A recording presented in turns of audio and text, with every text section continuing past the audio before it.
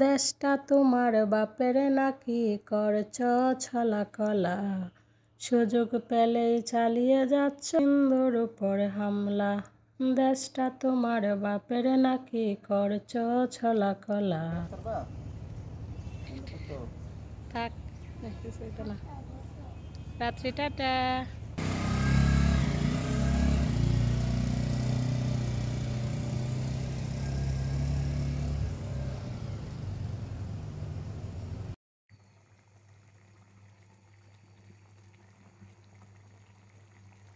মাছের মাথা দিয়ে ডাল, দেখেন কালারটা কি সুন্দর আসছে।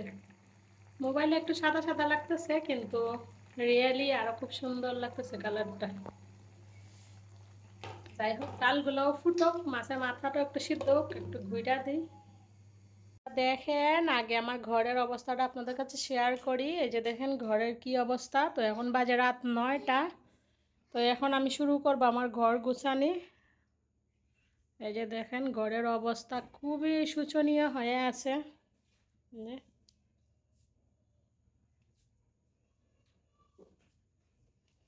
আর এই তো মার রুমের অবস্থা, যেহেতু বৃষ্টি আর কাপড় চোপড় ধোয়া হয়েছে, সব কিছুই ঘরে যা আছে সব কিছু ধোয়া হয়েছে, সেজন্য এই যে কাপড় চোপড় এই জায়গায় একবারে টাল দেয়া বেলকনিতে আছে। এই যে এখানের অবস্থা, যেহেতু রান্নাঘরেরও সব কিছু ক্লিন করা হয়েছে। এই যে কিছু এখানে রাখছি, কিছু রান্নাঘরে রাখছি। ও এই যে রান্নার র্যাকটা দেখলেনই ক্লিন করছিলাম, সেটা এখানে রাখছি। পানি ঝরে গেছে, আবার জিনিসপত্রগুলো রাইখা দিব জায়গায় জায়গায়। এই যে এখানে আমার মেয়ে তার পুতুল রাখছে।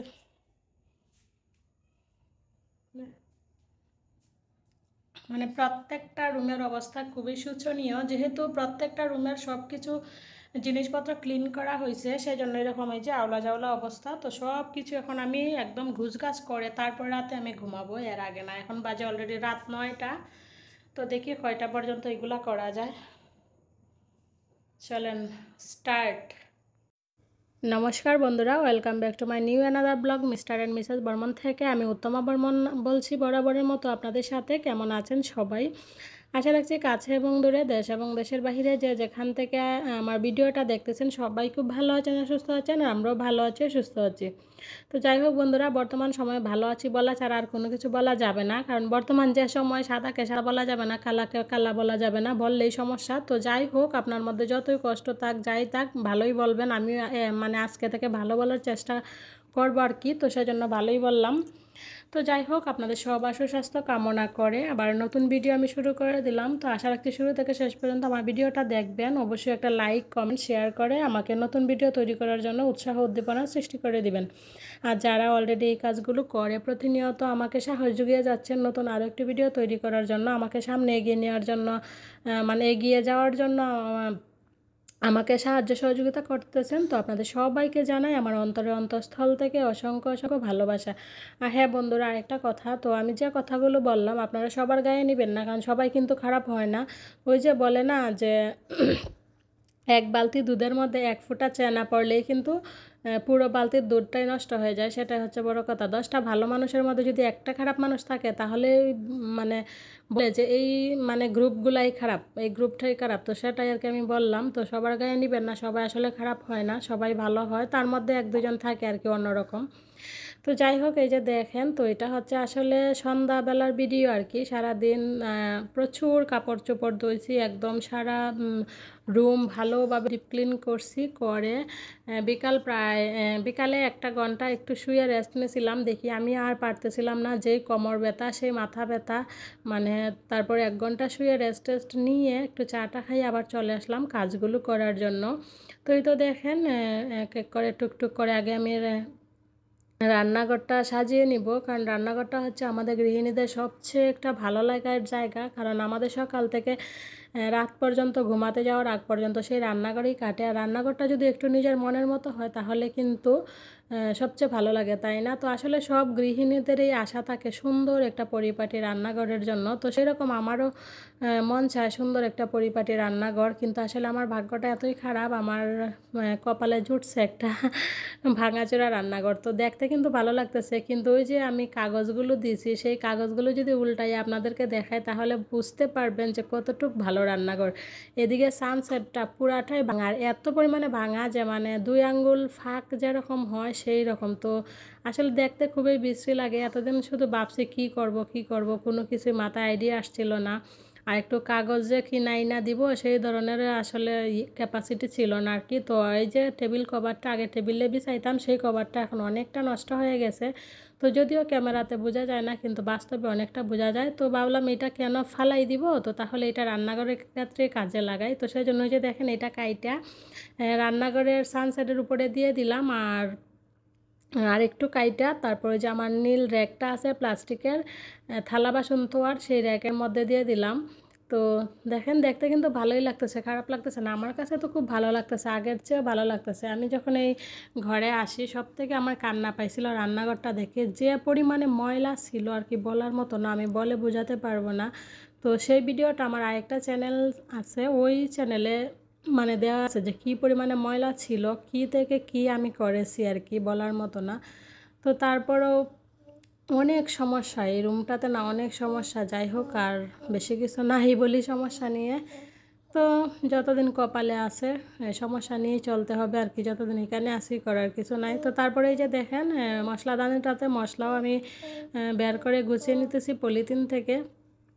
তো আসলে আমরা সব ধরনের মশলা আর কি কিনাই না, শুকাইয়া মানে তারপর ভাঙাইয়া আনি। তো এখানে আসছি পর থেকে তো কিনাও আনা হইতেছে না। আসলে মূল কথা হচ্ছে কোথায় যে ভাঙায় আমি নিজেও জানি না। তো আগে যেখানে ভাঙাইতো মা যাইতো ভাঙানোর জন্য আর কি, নয়তো আমি যাইতাম। তো এখানে যে কোথায় ভাঙায় তাও জানি না, সেজন্য আর কি এই যে গুঁড়া কিনে নিয়ে আসা হয়েছে। তো হলুদের গুঁড়া, মরিচের গুঁড়া, ধনিয়ার গুঁড়া সব কিছু ওইটাতে ঢুকিয়ে নিয়ে তারপরে যে দেখেন ফাইনাল আমার রান্নাঘরের লুকটা কেমন লাগতেছে। তো আপনারা তো আমার আগের রান্নাঘরের লুকটাও দেখছিলেন, আর এখনেরটাও দেখলেন, কেমন লাগতেছে অবশ্যই কমেন্টস করে জানাবেন। আমার কাছে এখন ভালো লাগতেছে, যদিও টাইলস নাই কিছু নাই, ভাঙাচোরা একটা রান্নাঘর, সেইটাই আমার কাছে যেন মনে হইতেছে নতুন লুক দেওয়াতে একদম পারফেক্ট, খুব সুন্দর একটা রান্নাঘর। দেখেন কত ভালো লাগতেছে।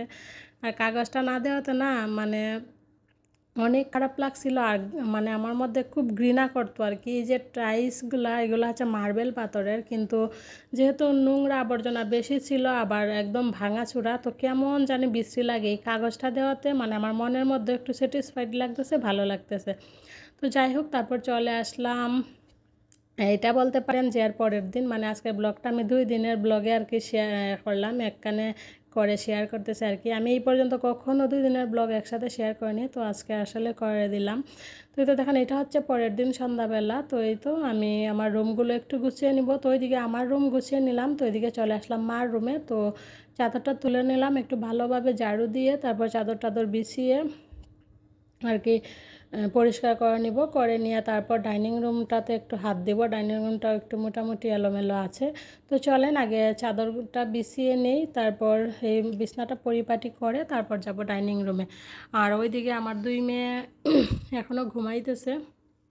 তো ভাবলাম ওরা যেহেতু ঘুমাচ্ছে এই সুযোগে আমি আমার কাজকর্মগুলো করে নিই, তাহলে আর পরে ওরা উঠলেও একটা ঝামেলা, হয়তো নিয়ে বাহিরে যেতে হয় বা একটু এটা সেটা। কারণ দেখবেন বাচ্চারা ঘুম থেকে উঠলে পরে ওদের মুড কিন্তু অন্যরকম থাকে আর কি।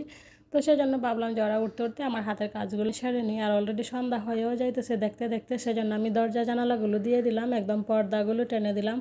কারণ যেহেতু বৃষ্টি হইতেছে মশার উপদ্রবটা একটু বাড়তেছে। তো সেই জন্য সন্ধ্যা হতে না হতেই জানালা টানালাও দিয়ে দিলাম। আর পরিবেশটা যেহেতু একটু ঠান্ডা আছে বৃষ্টি হওয়াতে, সেই জন্য জানালাগুলো দিয়ে দিলাম আর কি। তারপরে যে চলে আসলাম সৃষ্টির টেবিলটা গোছানোর জন্য। তো ও যতবার আর কি বই পড়বে ততবারই টেবিলের অবস্থা এরকম হবে, আর সারাদিনই হয়। কারণ ও একটু পরে পরে ড্রয়িং করে, ড্রয়িং করে করে খাতা কলম এভাবে আইনা রাখে অগোছালোভাবে। তো যখন আমি দেখি ওইটার দিকে নজর পড়ে তখনই আর কি গোছানোর চেষ্টা করি। তো এই তো টেবিলটা গুছিয়ে নিতেছি।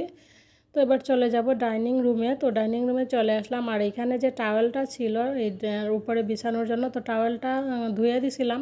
তো তো আজকে প্রায় 3-4 দিন পরে টাওয়ালটা শুকাইছে। তো যদি রৌদ্র থাকতো তাহলে 2 দিনেই শুকায় যাইতো। তো যেহেতু বৃষ্টি প্রায় আজকে 5 দিন টাওয়ালটা শুকাইতে লাগলো আর কি। তো এখন টাওয়ালটা আমি বিছিয়ে নেব, বিছিয়ে একটু গাছ করে রাখবো আর কি। তো আসলে আপনার ঘরে ফার্নিচার থাক বা না থাক, যদিও থাকে কম দামি ফার্নিচার বা দেখতেও একটু বিশ্রী লাগে, তো সেই জিনিসটা যদি আমরা একটু সুন্দর করে বুদ্ধি কাটিয়ে পরিপাটি করে রাখি তাহলে সেটাও কিন্তু খারাপ লাগে না, ভালোই লাগে।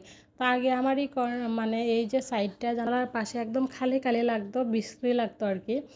তারপর একদিন আমার মেয়ে কান্নাকাটি করতেছে যে আমার সোফা বানিয়ে দাও। সোফা কোথায় থেকে বানাবো বলেন, সোফা তার মুখের কথা না। তারপর আসলে মোবাইলে আর কি আইডিয়া, মানে মোবাইলে দেখে তারপর এই আইডিয়াটা আমি করে নিলাম। তো যেহেতু আমার বেশি একটা ল্যাপ তোশক ছিল, সেটা নিচে এভাবে বিছিয়ে নিলাম আর একটা কুলবালি সেখানে দিয়ে দিলাম। আর তার সাথে এই যে ওদের খেলার পুতুলগুলো, সেগুলো দিলে কিন্তু আসলে এই যে এরিয়াটা কিন্তু খুব ভালো লাগে। একটা সেটিং এরিয়া, খুব সুন্দর একটা সেটিং এরিয়া তৈরি হয়ে গেছে, তাই না? আর আমার মেয়ের কান্নাকাটিও কমে গেছে। তো এই সেটিং এরিয়াটা পেয়ে আমার মেয়েরা এত খুশি, কারণ যখন দেখবেন একসময় বেলকনিতে খেলে, একসময় বিছানায় খেলে, আবার একসময় এখানে আইসা বইসা বইসা খেলে। তো আমার কাছে খুব ভালো লাগে। তো যাই হোক না থাক, আমার কাছে লাখ লাখ টাকার রাজকীয় ফার্নিচার সোফা, তো আমি তো আমার বুদ্ধি খাটিয়ে যেটুকু আমার ঘরে ছিল সম্বল হিসেবে সেটা দিয়েই আমি আমার মেয়েদের জন্য একটা সেটিং এরিয়া তৈরি করে দিলাম, যাতে ওরা বসে বসে খেলতে পারে। আর ওটা শুধু ওদের জন্য না, আমাদের জন্য হয়েছে, আমরাও মাঝে মধ্যে বসতে পারি। তো যাই হোক, এই যে দেখেন র্যাকের ফাইনাল লুকটা দেখিয়ে দিলাম। অফ ক্যামেরাতে আমি র্যাকটা তারপর গুছিয়ে নিয়েছিলাম, আসলে এনার্জি কুলাইতেছিল না যে আপনাদের সাথে শেয়ার করি। আর এখানে আরও অনেক জিনিস মিসিং আছে, কারণ যেহেতু অনেক জিনিস এখনও শুকায় নাই, এখানে রাখি নাই। তো যাই হোক, র্যাকটা এই যে এই জায়গায় রাখলাম।